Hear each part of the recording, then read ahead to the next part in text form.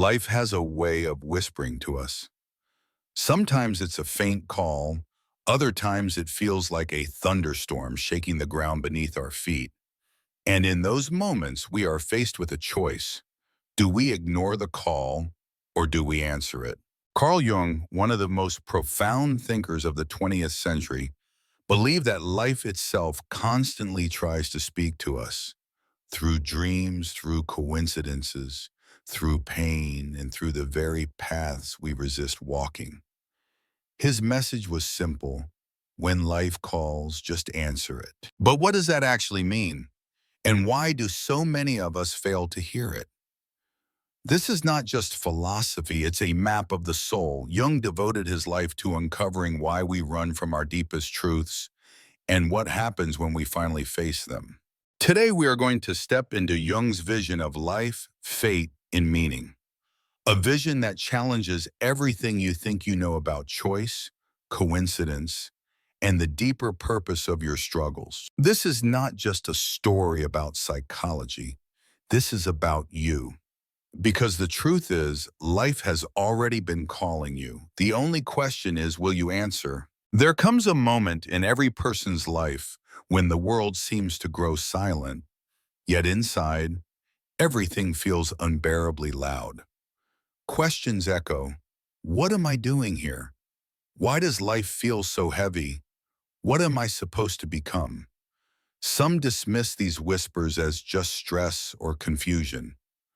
But Carl Jung believed these were not distractions. He believed these were the very calls of life itself. Calls that do not come through phones or messages, but through the deepest parts of your being. Jung argued that every human carries within them a seed of destiny, something unique, something essential that waits for the right moment to unfold. But most of us spend years ignoring it. We drown it out with noise, with work, with other people's opinions. We chase what society says we should chase until one day we wake up realizing that the life we're living isn't even ours.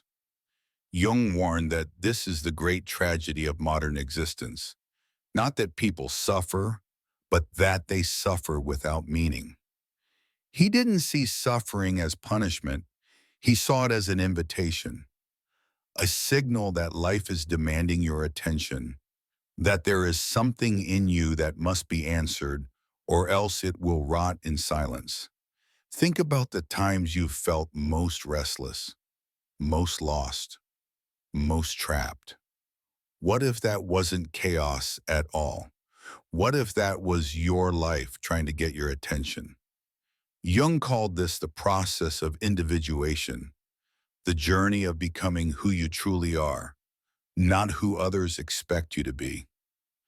And yet, this journey is terrifying because it requires stepping away from comfort, away from approval, away from the safe walls of conformity. It requires you to answer life's call, even if you don't know where it will lead. In the same way a phone keeps ringing until you pick it up, life keeps sending signals.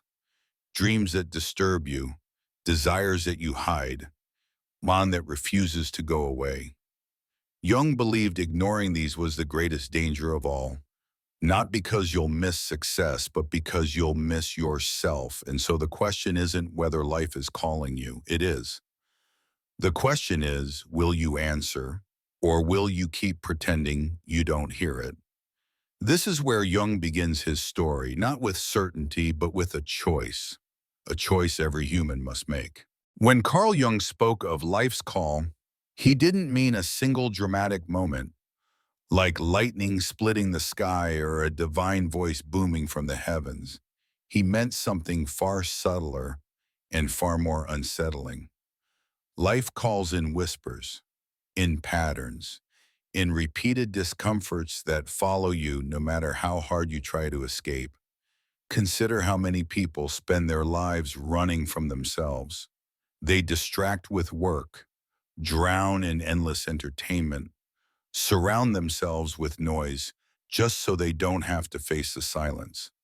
But Jung said silence is exactly where life begins to speak. And most people, terrified of what they might hear, simply cover their ears. This is why midlife crises exist, why existential dread emerges, why depression grips so many even when their lives look perfect on the outside. The soul does not care about appearances. It only cares whether or not you are living in alignment with your truth. And when you are not, it will make sure you feel it. The anxiety, the emptiness, the nagging suspicion that you were meant for more. Jung would say that is life calling you. But here's the paradox. Answering this call often feels like death, because in order to truly begin, you must let go of who you thought you were. You must shed the identity that was built to please others, to survive society, to gain acceptance. Jung called this the confrontation with the shadow, the realization that beneath the mask you wear lies another version of yourself, one that has been neglected, repressed, even feared. Facing this shadow is terrifying. It means admitting truths you've buried. It means accepting feelings you've denied. It means acknowledging the parts of you that don't fit neatly into the image you present to the world. Yet Jung believed this confrontation was essential, because only by embracing your shadow can you find your wholeness. And so the call of life is not a simple invitation. It is a demand. It says, stop pretending. Stop living half a life. Stop believing you are only the mask you show. It insists that you confront everything you have avoided. And in doing so, you will finally discover who you are meant to be. Most people hear this call and hang up. They turn back to the noise, the routine, the comfort of distraction. But a few, just a few, find the courage to listen, to pick up, to say yes. And for them, everything changes. Answering life's call doesn't begin with clarity. It begins with confusion. Imagine walking into a dark forest with no map, no guide, only the faint sense that something is waiting for you if you dare to keep going. Jung said this is the nature of the inner journey. You don't start with answers. You start with questions. And those questions often sound like chaos. Who am I really? What am I supposed to do? Why does my life feel meaningless? For many, these questions feel like signs of weakness, signs of being lost. But Jung flipped away this idea. He believed that only those who allow themselves to feel lost can ever truly be found. Certainty, he argued, is often just an illusion, a cage built to protect us from the terrifying freedom of possibility. This is why myths and stories across cultures often begin with the hero being cast into the unknown. Not because they are ready, but because they are not. Jung saw these myths as symbolic mirrors of our own lives. The dragon you fear, the abyss you fall into, the darkness you cannot escape, all of it represents the moment you stop running and begin listening. And so, life's call doesn't hand you a script. It disrupts your script. It tears holes in your plans, breaks apart your illusions, and forces you to confront the unknown. This is why many people resist it. They want life to give them answers, not questions.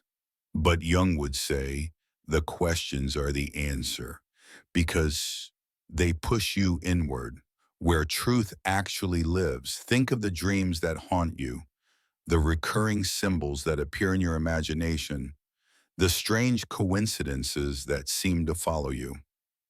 Jung called this synchronicity, moments when the external world seems to align with your internal one, as if guiding you towards something you don't yet understand.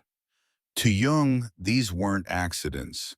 They were signposts, clues that you are on the path, even if you can't see where it leads. The danger is in ignoring them. When you dismiss your dreams, when you numb your questions, when you silence the inner voice, you may keep your life stable, but you also keep it empty. The call of life does not disappear. It waits. It waits in your discomfort, in your restless nights, in the faint tug of something unfinished. And the longer you avoid it, the louder it becomes.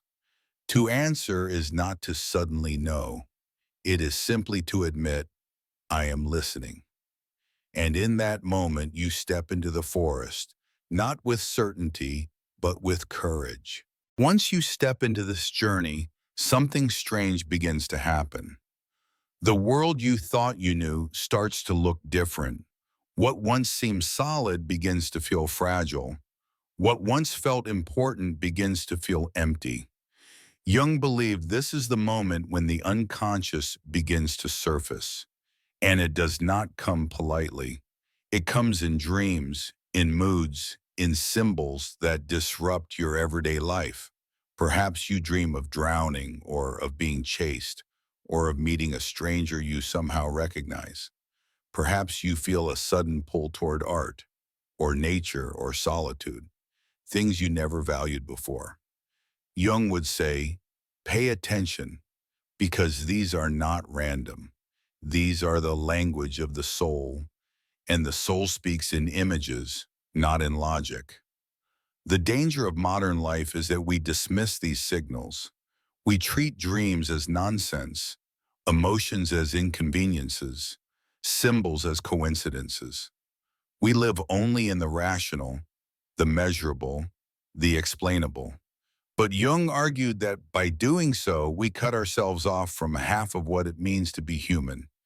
We become unbalanced, one-sided, mechanical, and life does not tolerate imbalance forever. This is why depression, anxiety, and emptiness so often appear, not as illnesses to be cured, but as messages to be understood. Jung believes symptoms are not enemies, they are messengers. They point toward what has been neglected in the soul, and until we listen, they will not leave us. Answering life's call then requires humility. The humility to admit that logic is not enough, that the deepest parts of you do not care about success or money or approval. They care about meaning. They care about wholeness. They care about whether you are living as yourself or as a mask. And so Jung advised, write down your dreams, notice the patterns, pay attention to the symbols that return again and again. Don't dismiss them, don't mock them, don't bury them under rational explanations. Treat them as messages from life itself, because in a way they are. This is where the real work begins, not in controlling life, but in listening to it, not in silencing the unconscious, but in allowing it to speak. And for those willing to do this, something extraordinary happens. Slowly, painfully, beautifully, the pieces of your true self begin to emerge. But here is where most people falter. Because to listen to life is one thing, to obey it is another. Jung warned that the hardest part of answering the call is not hearing it, but having the courage to follow it. Because following it will always demand sacrifice. If your life is built on false foundations, the call will ask you to tear them down. If your identity is built on pleasing others, the call will ask you to disappoint them. If your comfort is built on denial, the call will ask you to face truths you would rather never see. Jung did not sugarcoat this. Individuation, he said, is not a gentle process. It is a fire, and everything false in you must burn.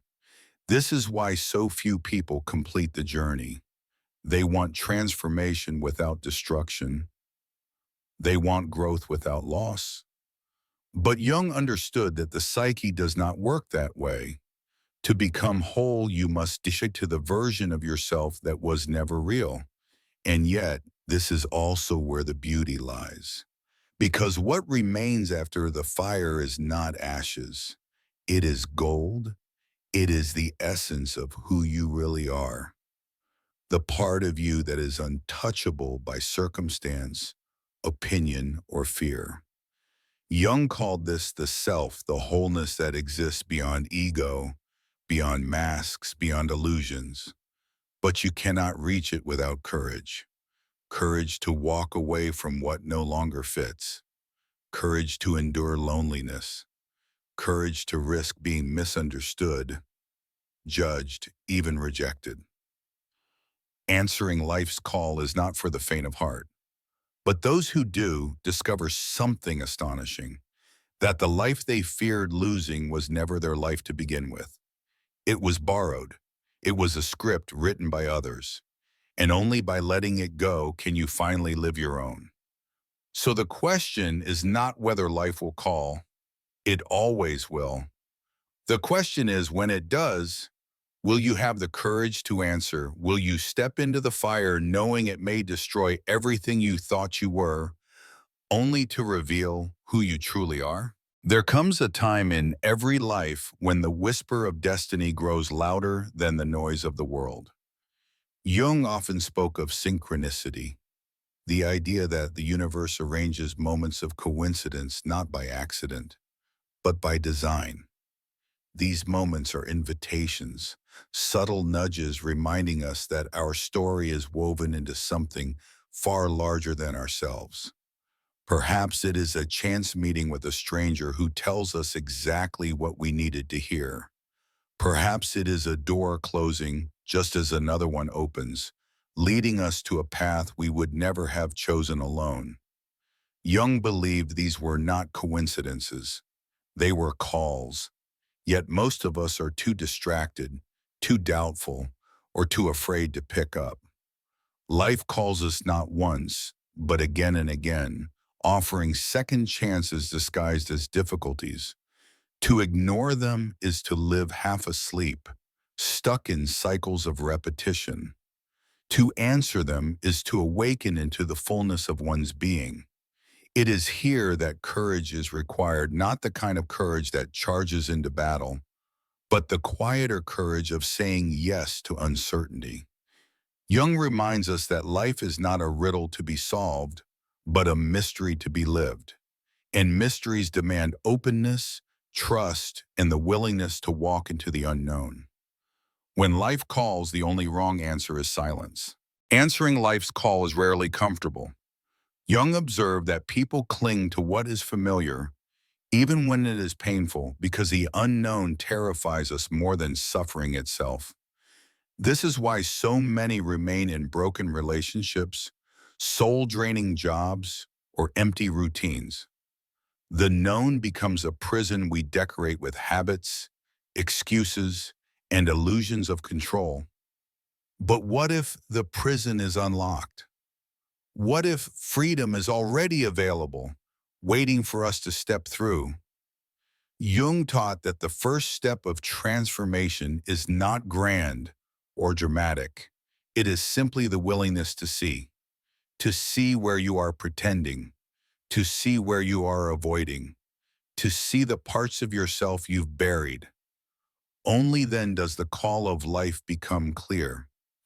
It may ask you to walk away from what no longer serves you. It may ask you to forgive yourself for who you used to be. It may ask you to let go of who you think you are supposed to be. Jung said, "We cannot change anything unless we accept it." Acceptance is the key that unlocks the prison. It is not passive resignation, but the bold recognition that your story is still unfolding and that you are free to choose how the next chapter is written. At the heart of Jung's work was the idea that every human carries a hidden self, the shadow. This shadow is not simply darkness or evil.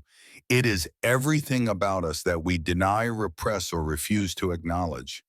Our insecurities, our fears, our impulses, our longings. To ignore the shadow is to live as half a person. To embrace it is to step into wholeness. When life calls, it often does so through the shadow. It forces us to confront the things we would rather not face, the heartbreak that reveals our need for love, the failure that strips away our pride, the conflict that exposes our insecurities. Jung taught that these are not punishments, they are invitations. Life does not call us to be perfect, it calls us to be whole. To be whole is to integrate the light and the dark, to stop running from the parts of ourselves that frighten us. Only then can we step fully into who we are meant to be. The shadow is not your enemy, it is your unclaimed strength waiting for you to answer. The question then becomes, how do we answer life's call? Jung would say it begins with listening. Not the listening we do with our ears, but the listening of the soul. In quiet moments when the world falls silent, we can hear it. The voice that says, "This is not where you belong, keep going." Or the whisper that says, "Stay, grow roots, build here." To answer life's call is to develop trust, not blind faith in others, but faith in your own inner compass. Jung called it individuation, the lifelong process of becoming the person you were born to be. It is not selfish, it is sacred. For when you become more yourself, you bring more life to the world around you. Individuation is not about following trends, copying idols, or living by someone else's script. It is about aligning your outer life with your inner truth. The path will not be straight. It will twist, it will turn, it will break you open. But this is the only path that leads to meaning. To ignore it is to wander in circles. To follow it is to finally walk home. In the end, Jung's message is simple, though not easy. When life calls, just answer it. Not tomorrow, not when it is convenient, not when you feel ready, because life does not wait. Its invitations expire, its moments pass.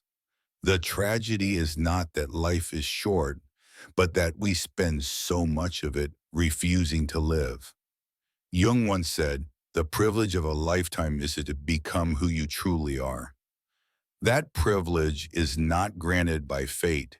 It is chosen moment by moment, by whether we say yes or no to the call of our own becoming. The call may lead you to joy, to love, to purpose. It may also lead you through loss, through endings, through uncertainty. But no matter the path, it is yours. And that is enough. Life is calling you even now in this very moment.